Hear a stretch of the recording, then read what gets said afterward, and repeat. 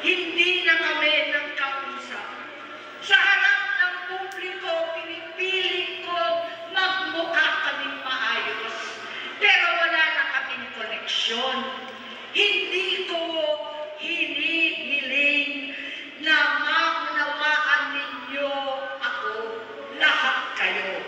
Sa palagay ko, ang makakaunawa lamang sa akin ay ang mga pamilya may pinagdaanan sa adiksyon, sa inom, sa sugal, sa alak, sa bisyo, higit sa lahat, sa droga. Pagkat hindi ko siya nakakasama, buong aking loob na ipasok sa institusyon. Ipagamot, iparihab ko na yan. Pero tuwing maghaharap kami noon, hindi kaya ng aking kalooban na gawin yon. Tuwing magsasabi siya sa akin na magbabago na siya, hindi ko siya kayang tiisin. Hindi ko kayang ipagkait sa kanyang pagkakataon at pagbabakasakali, umaasa ako at laging nananalangin na sana, oo nga, nagbago na siya. Hanggang dumating ang 2024 at 2025, yung bisyo niya na ang dahilan ng pagbaha ng korupsyon, kawalang direksyon, at maling-maling mga desisyon. Walang accountability, wala nang hustisya. Hindi na niya alam ang nangyayari. Hindi na pinapaalam sa kanya ang mga pangyayari. Sinamantala ng mga ito ang paggamit niya ng droga.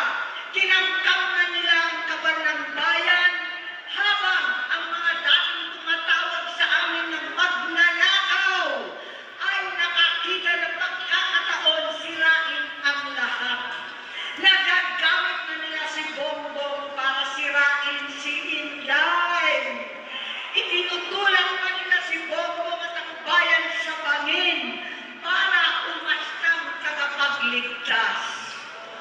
Mula sa pagtraidor at pagpapahamak kay BP Inday, sa confidential funds na tutuusin ang galing naman sa opisina ng Pangulo, hanggang sa pagpadukot sa dating Pangulong Duterte para itago na lamang sa ibang bansa. Ang kabaitan ni Bongbong ay naging kalupitan. Karapalan ng pagtatakip sa kanya ng mga nasa Congress, sa Senado, mga miyembro ng kabinete. Kitang-kita na ng taong bayan, wala nang puwang ang kahihiyan. Para bang nauulit ang bangungot ng kasaysayang dinanas namin noon. 68 years old po ang tatay ko nung pinatalsik sa pwesto. 68 years old na rin si Bongbong ngayon.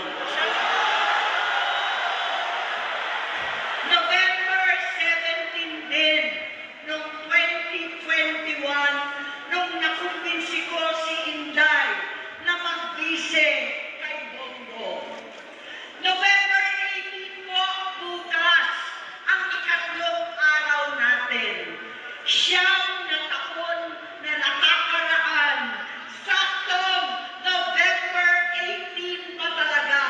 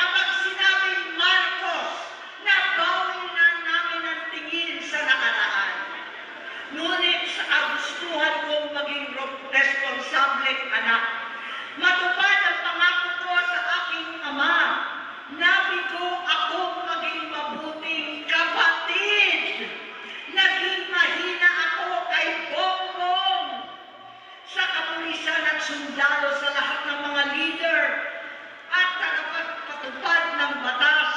Siya ang Pangulo natin ngayon. Sinabi ko kung anong kalagayan niya ngayon. Tulungan niyo ako mapabuti ang kanyang kalagayan. Tulungan niyo ako matulungan siya. Hindi niya ako kalaban. Ang kalaban niya ay ang sarili niya. At nadadamay ang bansa sa laban na yan. Bilang senador at lingkod bayan, batid ko ang mga problema at gaya ng bayan, alam ko rin ano ang solusyon.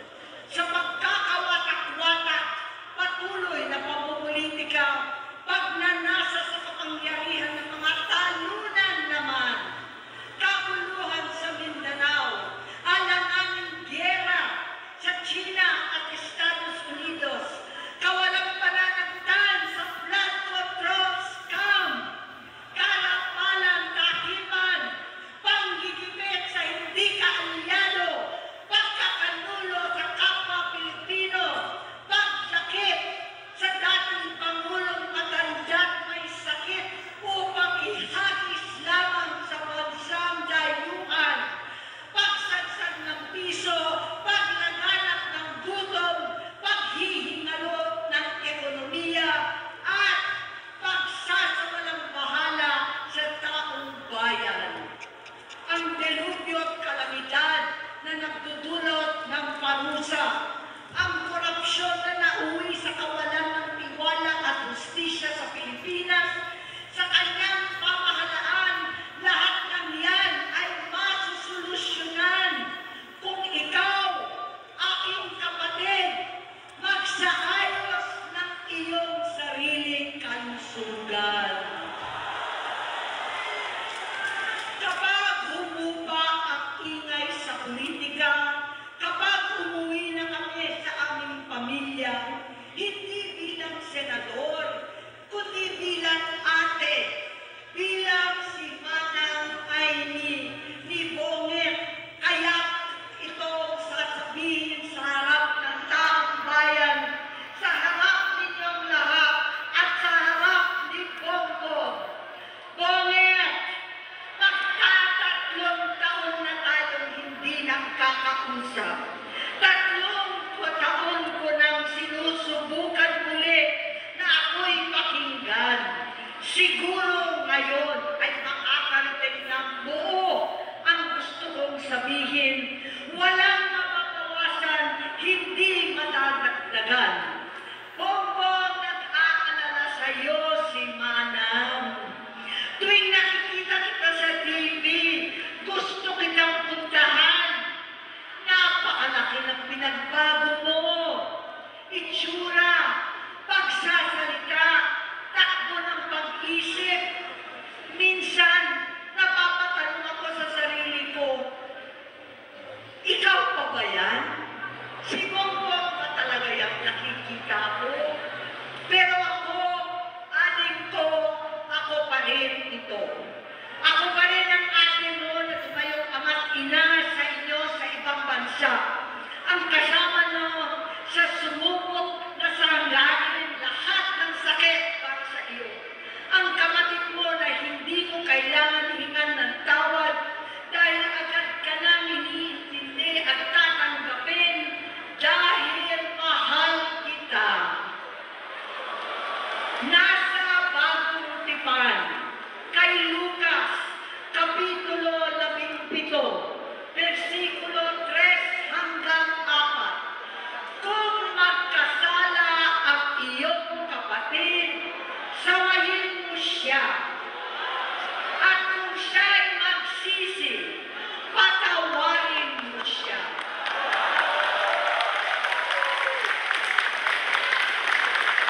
Tama na, aling ko. Tapusin mo na ang paghihirap mo at ng bayan. Gaya nung umalis tayo sa palasyo, kaya mo pa rin hawakan ang iyong kamay, huwag kang matakot. Malaki na ang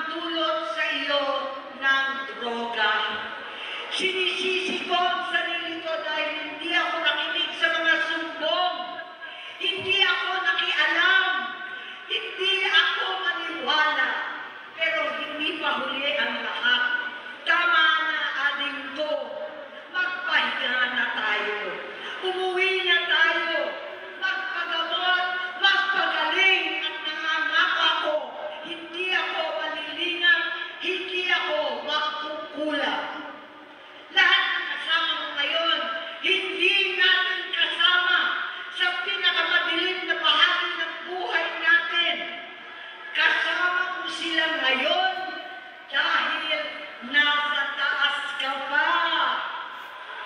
Ako at ang ating mga tunay na kapatid dito sa Luneta ang kasama mo kahit magdilim ulit ang lahat. Sa likuran mo ang iniisip at ibinubulong lang ang misyon. Unahin na natin ang kalusugan mo dahil sa adiksyon na bigyan mo ng malubhang karamdaman ang buong bansang Pilipino. Matatanda na tayo, sakitan na si Mami, alagaan na lang natin ang isa't isa. Kaliwat kanan man ang panghuhusga sa akin, malinaw sa aking puso na dapat mauna ang Diyos, ang bayan, pamilya at sarili. Hanggang sa mga oras na ito, Gomet, gusto kong malaman mo na hindi kita sinusukuan. Hindi ko kakayanin kung mapapahamak ka. Kaya hinihingi ko na tayo'y umuwi na, mamahinga alang sa iyong kalusugan. Kaya ko mabigo at mawala sa iyo ang posisyon, pero hindi ko kayang mawala ka sa amin. Ayusin mo ang sarili mo. Magpagamot, alisin ang droga sa iyong sistema. Wala akong ibang gusto kundi gumaling ka, malagpasan natin ito muli. Dahil wala akong ibang hinahangad bilang ate, kundi maging masaya ka, maging ligtas sa panganib, malusog, matagumpay sa buhay. Itama ang mali, labanan ang adiksyon, at ako hindi kailanman aalis sa iyong tabi. Susuporta at hindi